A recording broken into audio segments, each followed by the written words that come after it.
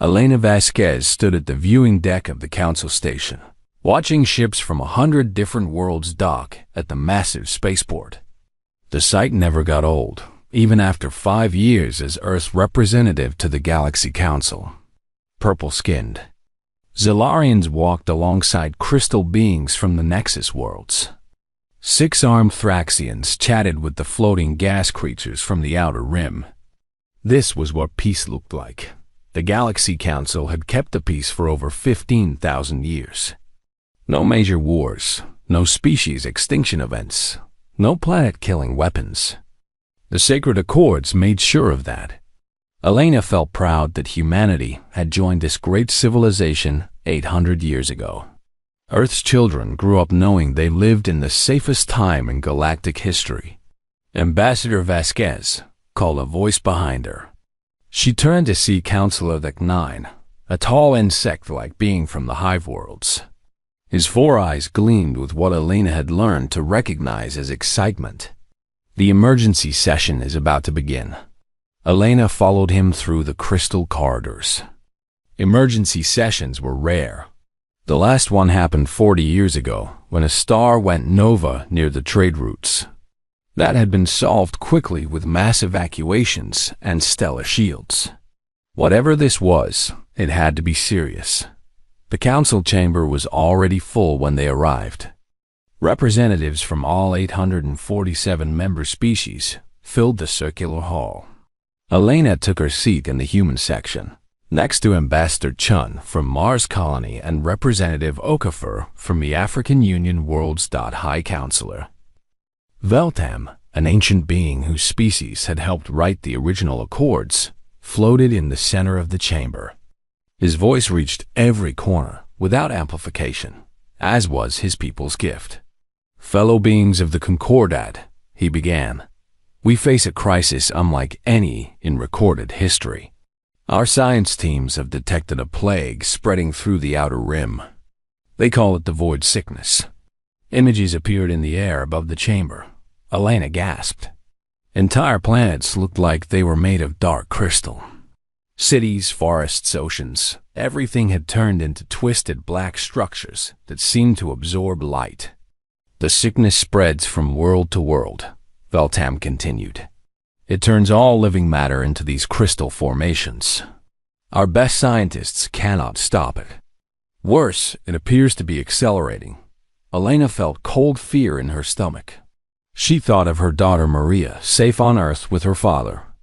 She thought of all the human colonies on dozens of worlds.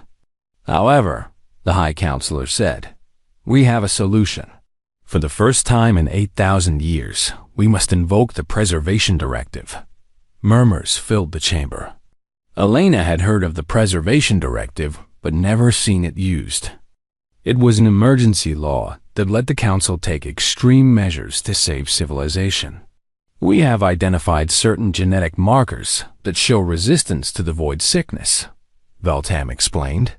Young beings with these markers must be moved to secure sanctuary worlds immediately. This will ensure that when the plague is defeated, these species can be restored. Elena's heart started beating faster. Which species? She called out. 43 species show the necessary genetic resistance in their youth, another counselor answered, including humans. We estimate we need to preserve 50,000 human children between the ages of 6 and 16. The chamber erupted in discussion. Elena stood up. You want to take our children? Where? For how long? The sanctuary worlds. Classified for security reasons, Veltam replied calmly. The process will take approximately 2 years. We understand this is difficult, but it is necessary for species survival. Elena looked around at her fellow human representatives. They all looked shocked but thoughtful. The logic was clear. If this plague really was unstoppable, saving the children was the only way to ensure humanity's future. Over the next week, Elena watched the Council mobilize faster than she had ever seen. Ships appeared at human worlds within days. The evacuation was remarkably organized. Families gathered at spaceports, many crying but understanding the necessity. Elena stood at New Geneva Spaceport on Earth, holding her 15-year-old daughter Maria. The girl was trying to be brave, but Elena could see the fear in her eyes. "It's only 2 years, Mama," Maria said, "and I'll be with other kids from lots of different species. It might be fun." "I know, sweetheart," Elena whispered, fighting back tears. "Just remember we love you." The council ships were beautiful, with smooth curves and soft lighting. Elena watched as her daughter walked up the ramp with 50 other human children. Maria turned and waved before disappearing inside. Alana's husband David put his arm around her. "She be safe," he said. "The council has kept peace for 15,000 years. They know what they're doing." Similar scenes happened across the galaxy. Elena received reports from human colonies everywhere. Families saying goodbye to their children. Parents trusting in the council's wisdom. Ships departing for unknown destinations. The children went willingly. They had grown up in a peaceful galaxy where the council was trusted completely. Why would they doubt now? Within 3 weeks, it was over. 50,000 human children had been taken to the sanctuary worlds. The council promised regular updates but explained that communication might be limited to prevent the plague from tracking the sanctuary locations. Elena threw herself into her work. She helped coordinate relief efforts for the worlds already affected by the void sickness. She attended daily briefings about the plague's progress. She tried not to think about Maria floating somewhere in space, probably scared and missing home. Months passed. The plague seemed to be slowing down, which gave everyone hope. But there was still no word from the sanctuary worlds. Elena requested information daily, but was told that security protocols prevented any communication. She began to notice something else. The other species who had children taken seemed to accept the situation more easily than humans did. The Dag-9 species had lost 10,000 younglings, but he rarely mentioned it. The Zolarian ambassador acted like nothing had happened. Elena found this strange. When she mentioned it to David during their weekly call, he agreed. "Maybe different species handle separation differently," he suggested. "We're probably just more emotional about our kids." Elena nodded, but something felt wrong. She started paying closer attention to the other representatives. They went about their business as if 43 species hadn't just had their children taken away. As if this was normal. As her 4th month without Maria began, Elena made a decision. She was going to find out what was really happening to their children. The council had rules about classified information, but Elena was a trained diplomat. She knew how to find answers. She just hoped she would like what she found. Elena couldn't sleep. For 4 months, she had heard nothing from Maria. Every request for information was met with the same answer. Security protocols prevented communication with the sanctuary worlds. Every day, she watched other ambassadors go about their business as if nothing had happened. She started her investigation quietly. As Earth's senior ambassador, Elena had access to many council databases. She began by looking up the Preservation Directive itself. The law was ancient, written into the original Sacred Accords. It had been used only twice before in 15,000 years. The first time was 11,000 years ago, when a cosmic radiation storm threatened to sterilize half the galaxy. Children from 30 species were moved to safety until the danger passed. They were returned after 18 months. The second time was 6,000 years ago during something called the Great Silence, when several species stopped communicating entirely. Children were preserved and later returned when contact was restored. Both times, the children came home. Elena felt better reading this. The Preservation Directive had worked before, but something still bothered her. She decided to dig deeper into the Council's historical records, using her diplomatic access codes. Elena searched for information about the void sickness. She found detailed reports about the plague spread, scientific analysis of the crystal formations, and evacuation plans for threatened worlds. Everything looked legitimate. Then she found something odd in a medical database. She discovered that the genetic markers used to select children were not actually related to plague resistance. The genetic patterns the Council had identified were associated with neuroplasticity and rapid learning ability. In simple terms, they had taken the smartest children. Elena's hands shook as she read the report. Why would intelligence matter for surviving a plague? She dug deeper. Using her security clearance, she accessed restricted scientific databases. What she found made her blood run cold. There was no record of the void sickness before 6 months ago. No previous research, no warning signs, no earlier outbreaks. For a plague that supposedly threatened the entire galaxy, it had appeared very suddenly. Elena spent the next week carefully researching. She learned that the affected worlds had been uninhabited or sparsely populated. The dramatic images shown to the Council appeared to be artificially created. The crystal plague was not spreading naturally, it was being placed. But why would the Council fake a plague? What did they really want with the children? Elena's answer came when she accessed the historical archives using her highest level clearance. Buried deep in classified records, she found a pattern that made her sick with fear. Every 15,000 years, the galaxy went through what the records called a technological stagnation period. Scientific progress slowed down.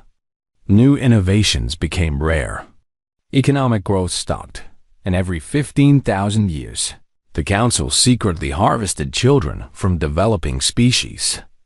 Elena found records going back 60,000 years. The pattern was always the same.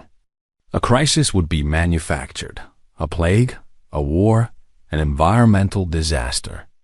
The Council would invoke the Preservation Directive. Children would be taken, but the children never came back. Elena's hands trembled as she read file after file. The children were taken to secret research facilities. Their brains were studied, their neural patterns recorded, their consciousness transferred into quantum computers. The goal was to jumpstart technological development, using the fresh minds of young beings. The process destroyed the children's minds completely. None survived. Elena found detailed reports from previous operations. 60,000 years ago, the Council had taken children from the anterior species. 45,000 years ago, it was the Crystalline Collective. 30,000 years ago, the Void Walkers. Each time, the children's innovations and mental patterns were used to advance Galactic civilization for another 15,000 years. Each time, entire generations were sacrificed. Elena discovered that humanity had been targeted because human children showed unprecedented neural flexibility. Their brains adapted and learned faster than any species in recorded history. The Council called them the most promising candidates in 50 generations. Elena ran to the bathroom and threw up. She thought about Maria, probably in some laboratory right now, her beautiful mind being torn apart by alien scientists. She thought about all the human children, trusting and brave, having their consciousness ripped away to fuel the galaxy's technology. She had to tell someone. But who would believe her? And how could she prove it? Elena copied every file she could access onto a secure storage device. She spent 3 days gathering evidence, working late into the night while other ambassadors went to dinner parties and cultural events. On the 4th night, she was discovered. Ambassador Vasquez came a voice behind her in the archive chamber. She spun around to see Counselor Deck 9 standing in the doorway. "You seem to be working very late." "Just catching up on some research," Elena said, trying to keep her voice steady. "Research into classified historical files," Deck 9 observed. "How interesting." Elena realized he could see her access history. "I was trying to understand the Preservation Directive better. I'm worried about the children. Of course you are, Deck9 said softly. That's what makes your species so valuable. You actually care about your young. You actually care about your young. The way he said it made Elena's blood freeze. What do you mean? Most species, after a few generations, learn to accept necessity, Deck9 explained. They understand that some sacrifices must be made for the greater good.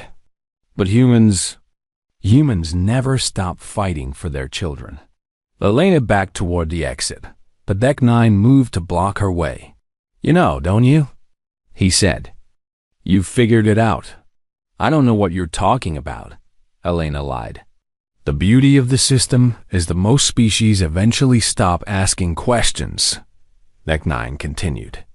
After the first few times, they accept that sometimes children must be given up for the survival of civilization. But humans are different. You'll never accept it. The children, Elena whispered. What have you done to them? What has been done 40 times before, Deck9 replied.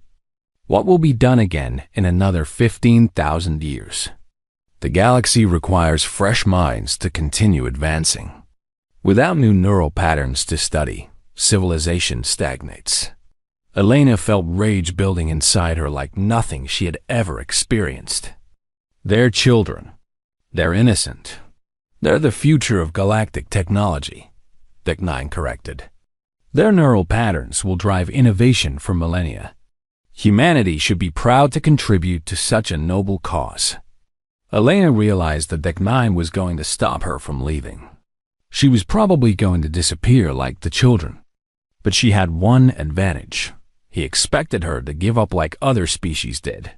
You're right, she said, forcing herself to sound defeated. I understand now. It's for the greater good. Deck9 relaxed slightly. I'm glad you see reason. Perhaps we can discuss this matter privately, away from emotional human responses. Elena nodded sadly and walked toward him.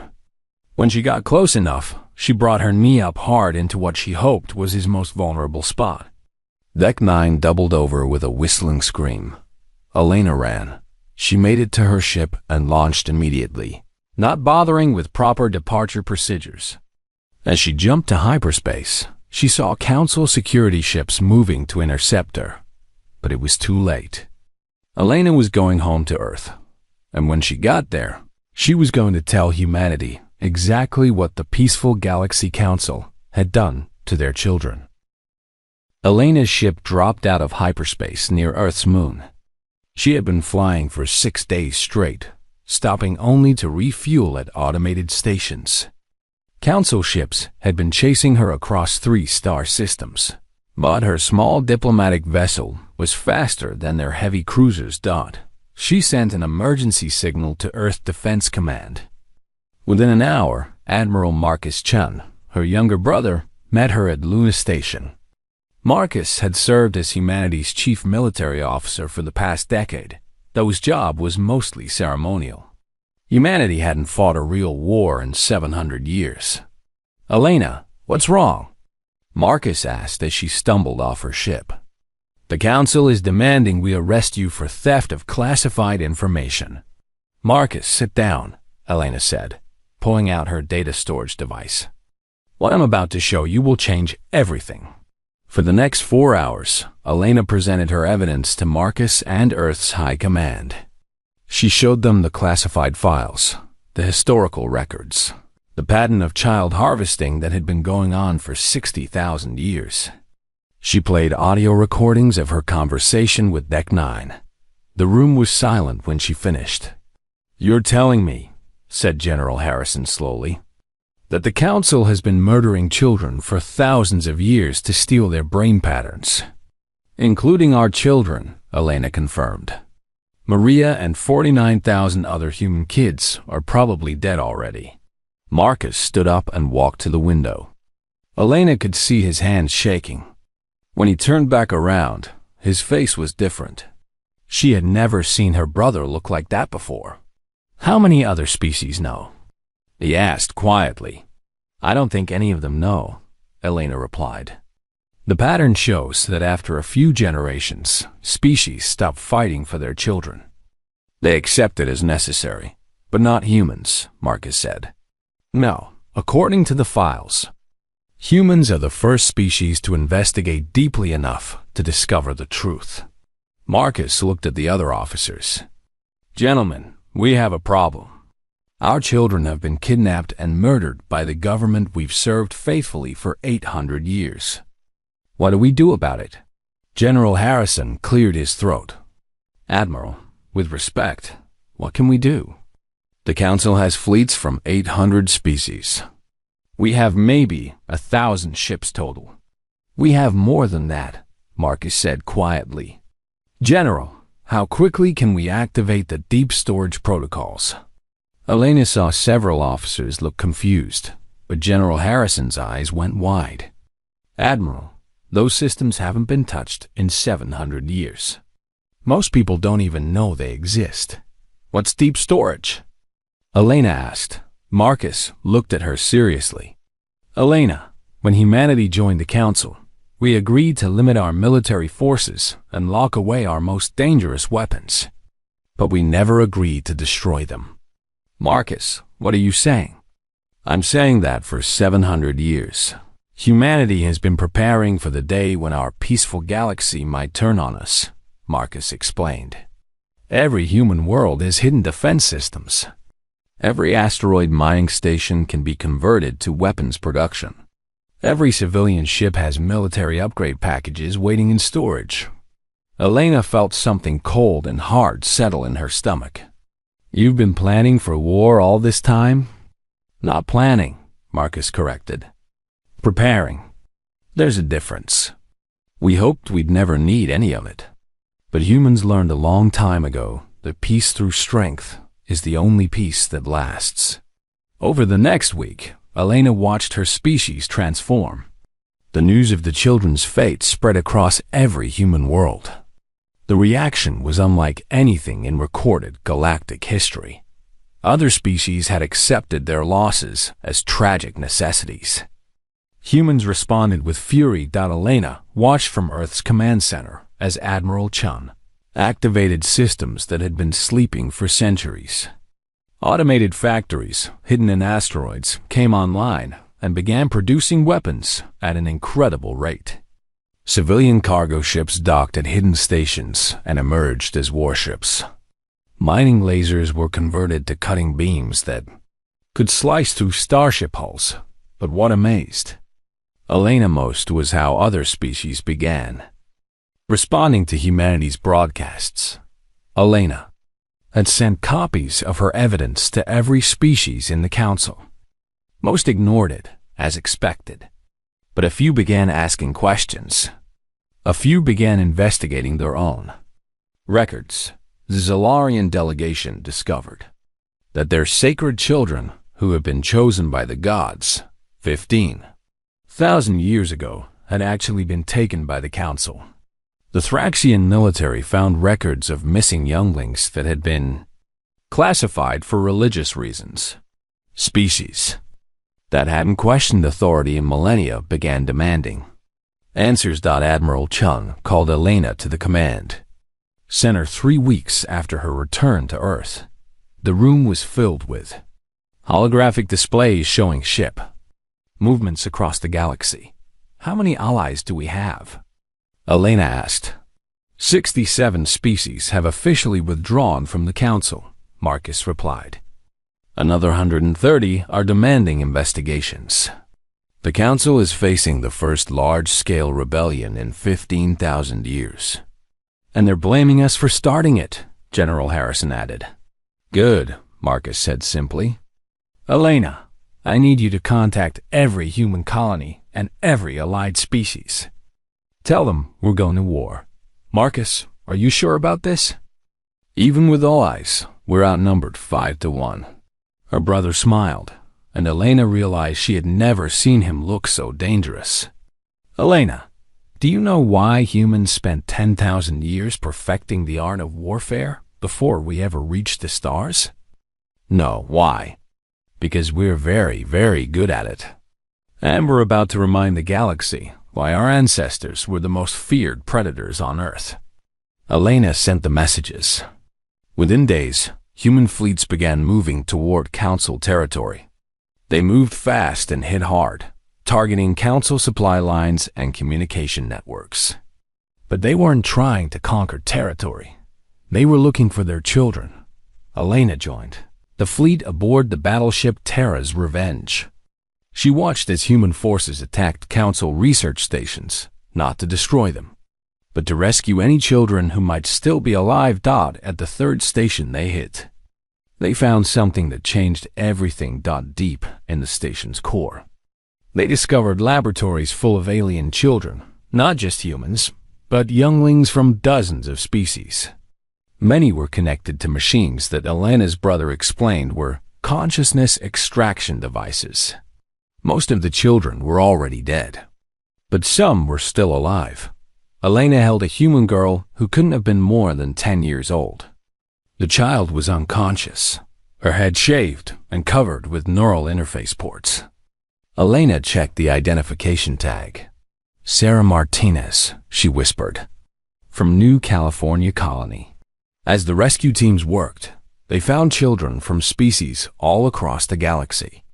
Young beings who should have been returned to their families years ago were still here, being used in horrible experiments. Admiral Chun's voice came over the ship's communication system. All ships. This is Admiral Chun. We just transmitted the images from this station to every world in the galaxy. I think the Council is about to discover that they've made a very big mistake.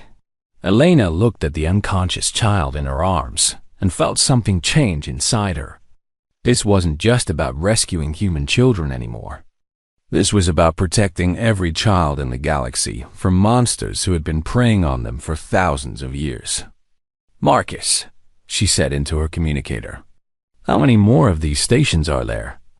Intelligence suggests at least 40 more, came his reply. Then we find them all, Elena said firmly. We find them all, and we make sure this never happens again. Copy that, Ambassador. Welcome to the war. The Council's response was swift and overwhelming. High Counselor Veltam declared humanity and its allies to be terrorist insurgents who threatened galactic peace. Within a week, Council fleets numbering in the thousands began moving toward human space. Admiral Chun watched the approaching armada from the bridge of Terra's Revenge. Elena stood beside him, still holding young Sarah Martinez, who had woken up but couldn't speak yet.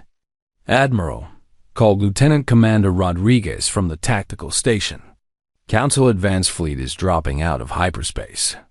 300 ships, including 12 dreadnoughts.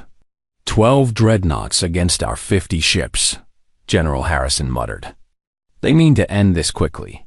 Elena expected her brother to look worried. Instead, Marcus smiled. Send a message to the Council fleet, Marcus ordered. Tell them we want to negotiate for the return of all kidnapped children. Sir? Rodriguez looked confused. Just send it, Lieutenant Commander. The response came within minutes. High Counselor Veltam's image appeared on the main screen, his ancient face twisted with anger. Admiral Chun, you will surrender immediately and return all stolen Council property. Your illegal rebellion ends now. Council property? Elena stepped forward, still holding Sarah. You mean the children you've been murdering for thousands of years? The preservation program serves the greater good of galactic civilization, Veltam replied coldly. Primitive species cannot understand the necessity of sacrifice. Marcus stepped beside his sister. Counselor, you have 10 minutes to begin evacuating children from your research stations. After that, we consider every Council ship a threat to innocent lives. Veltam laughed, a sound like grinding metal. Admiral, you have 50 ships. We have 300. Surrender now, and your deaths will be quick. 10 minutes, Marcus repeated, then cut the connection. Elena stared at her brother. Marcus, what are you doing? We can't fight that fleet. Elena, Remember what I told you about humans preparing for war for 700 years? We didn't just build ships and weapons. We learned how to fight differently. As the 10-minute deadline approached, the Council fleet moved into attack formation. Elena watched their massive dreadnoughts advance like metal mountains, bristling with enough firepower to destroy planets. "Time's up," Marcus said quietly. "Activate Shadow Protocol." Elena didn't understand what happened next until later. At that moment, it seemed like magic. The space around the Council fleet suddenly filled with objects. Not ships. Elena could see those on the sensors.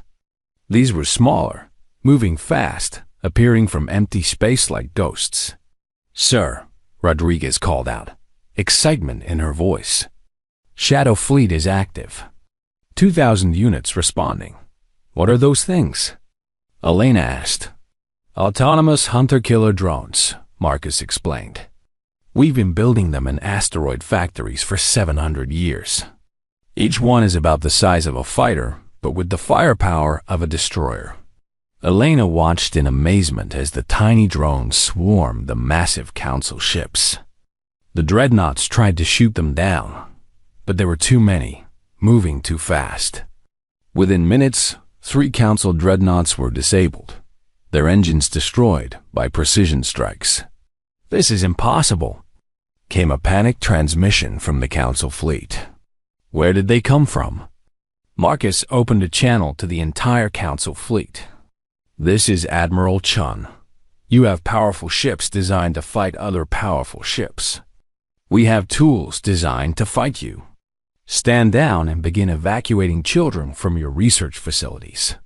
But the Council didn't surrender. Instead, they called for reinforcements. Over the next 3 months, Elena watched humanity wage war unlike anything in galactic history. The Council expected massive fleet battles, ship-to-ship combat, fights over territory and resources.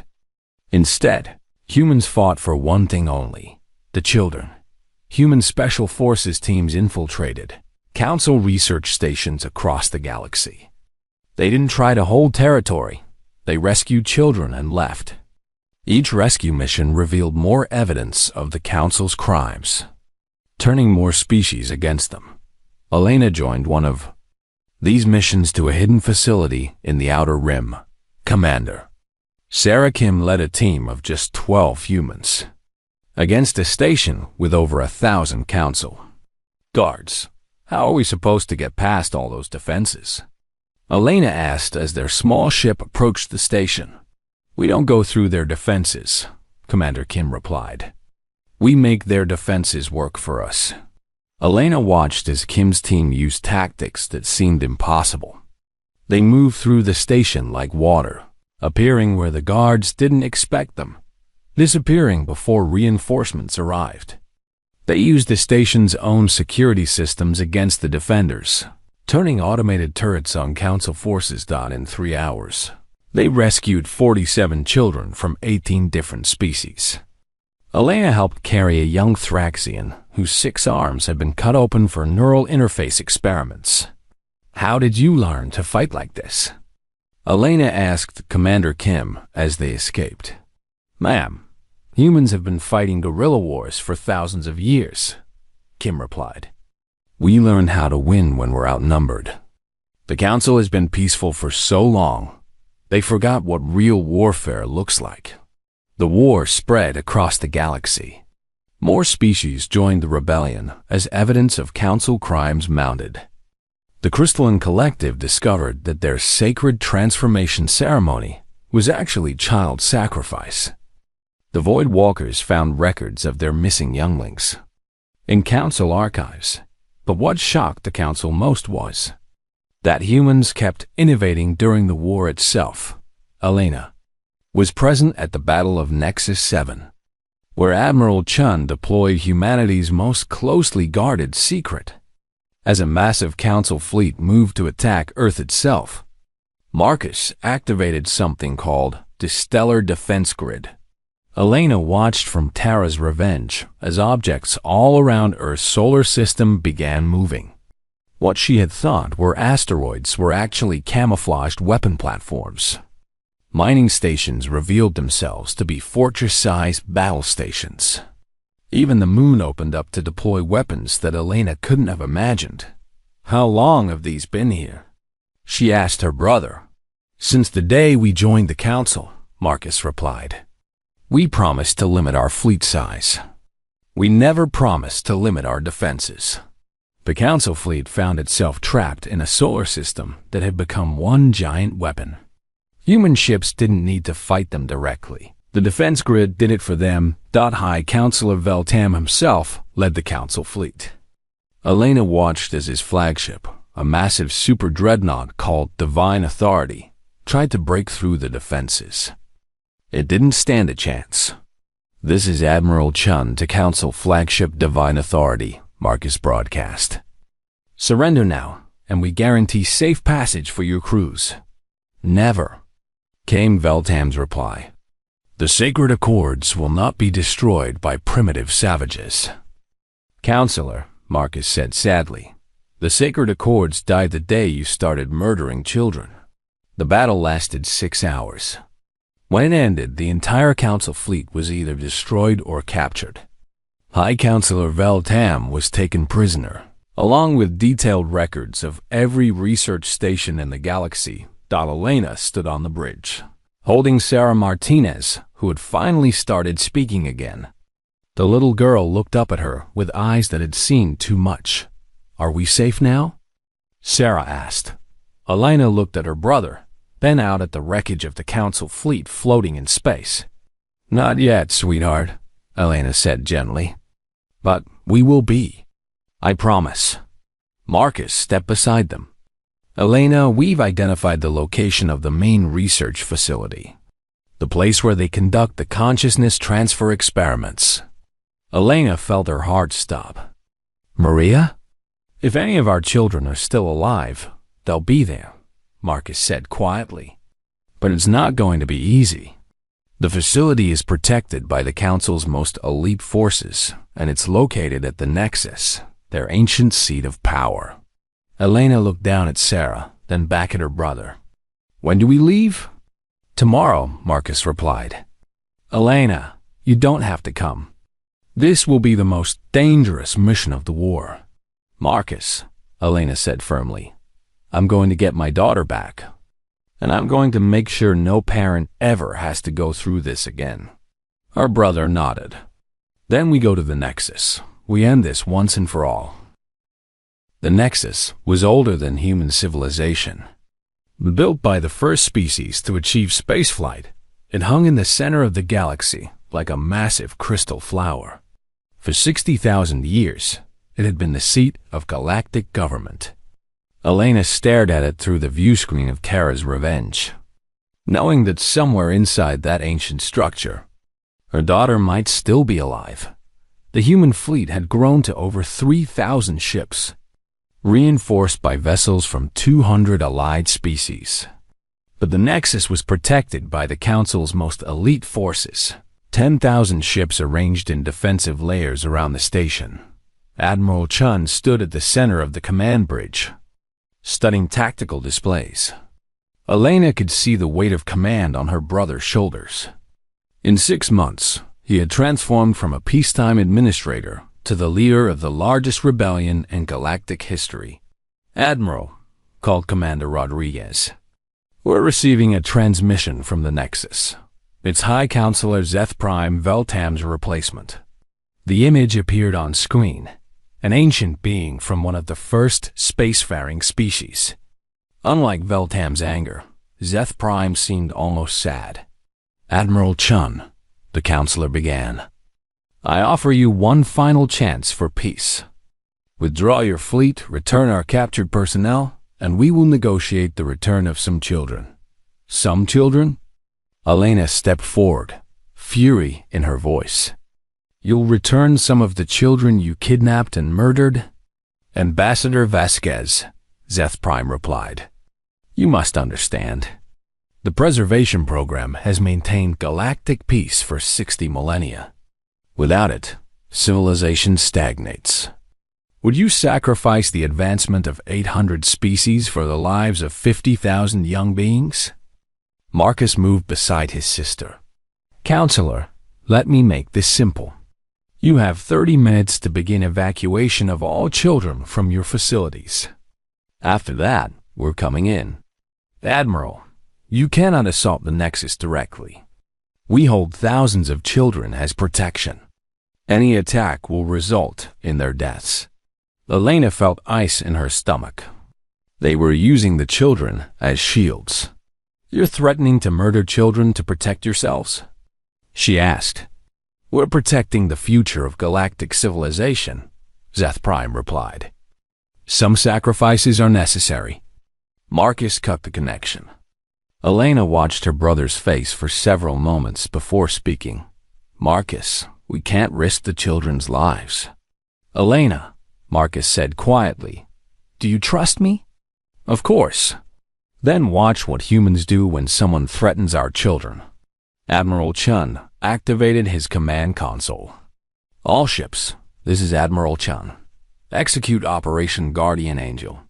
Elena didn't understand what happened next until much later. She watched as human ships began moving in patterns that seemed random. Some ships flew directly at the Nexus defenses. Others spread out across the system. Many just seemed to disappear. Admiral, Commander Rodriguez called out. Stealth teams report successful infiltration. They're in position. Elena realized that while the Council had been focused on the human fleet, smaller ships had been moving invisibly through their defenses. Human special forces were already inside the Nexus. The assault began like nothing the galaxy had ever seen. Instead of attacking the station's defenses, human forces targeted the station's internal systems. Power grids failed, security systems shut down, and artificial gravity fluctuated as human teams systematically disabled the Nexus from inside. Elena watched through helmet cameras as Commander Kim's team moved through the station's core. They weren't fighting their way to the children. They were protecting them. Every human team had medical personnel and child psychologists. Every move was calculated to minimize trauma to the younglings. Elena, Marcus called out, we found something. Transfer Bay 7 has a large group of children, but they're heavily guarded. The Council forces are threatening to execute them if we advance. Elena felt her heart stop. Are there humans among them? We don't know yet. But Elena, I need you to make contact with the guards. They might listen to a diplomat. Elena nodded and opened a communication channel to the transfer bay. This is Ambassador Elena Vasquez, she transmitted. To whom am I speaking? A shaky voice replied. This is Captain Moore 7 of Council Security. Stay back or we kill the children. Captain, how many children are in that bay? 347, came the reply. From dozens of species. We will execute them all if you advance. Elena felt rage building inside her, but she kept her voice calm. Captain, those children haven't done anything wrong. They're innocent. They're necessary sacrifices for galactic stability, the captain replied. But Elena could hear doubt in his voice. Captain, what's your species? I'm Zilarian, but I don't see how that. Captain, Elena interrupted. We have records showing that Zilarian children were taken by the preservation program 15,000 years ago. Your own species' younglings were murdered in these same laboratories. There was silence for several long seconds. That's not possible. The sacred children were chosen by the gods. Captain, I'm transmitting the records now. Your sacred children were taken and killed just like these children will be. Elena sent the files. She listened to breathing on the other end of the channel for what felt like an eternity. Finally, the captain's voice returned, much quieter now. These records, they show experiments on Zilarian younglings. Yes, Captain. Your species has been victims of this system just like all the others. I have younglings of my own, the captain whispered. Then you understand why we're here, Elena said gently. We're not here to hurt you. We're here to save children. All children. Another long pause. Then, Ambassador, what do you want me to do? Let us help you, Captain. Let us save those children together. Elena watched through security cameras as the council guards in the transfer bay laid down their weapons. Human medics rushed in to help the children, and Elena felt tears on her face as she saw her own daughter among them. Maria was unconscious, connected to machines that Elena's medical team quickly disconnected. But she was alive. After 6 months of fear and nightmares, Maria was alive. Elena ran through the corridors of the Nexus, following Commander Kim's team to the transfer bay. When she reached her daughter, Maria's eyes opened. Mama? Maria whispered. I'm here, sweetheart, Elena sobbed, holding her daughter close. You're safe now. Around them, human medical teams worked to help hundreds of children from dozens of species. Many were unconscious, some were injured, but they were alive. The Council's greatest research facility had become a rescue operation.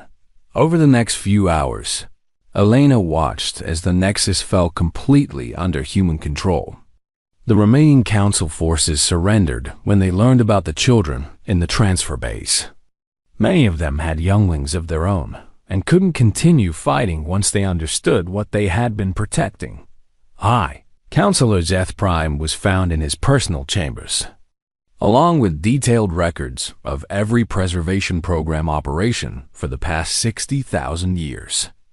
Admiral Chun, the old being said when Marcus arrived with Elena and a security team. You have won. But what happens now?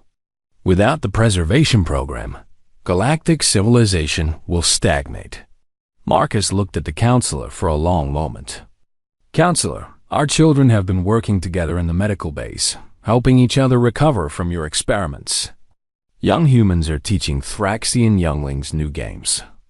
Zalarian children are sharing stories with crystalline younglings. Do you know what they're doing? I don't understand. They're innovating, Elena said, stepping forward with Maria in her arms. They're creating new ideas, new friendships, new ways of thinking. And they're doing it because they're free, not because someone is torturing them. Zeth Prime looked confused. But without controlled consciousness extraction, how will we advance? The same way we always have, Marcus replied. Through cooperation, education, and freedom. The galaxy doesn't need to sacrifice children to grow.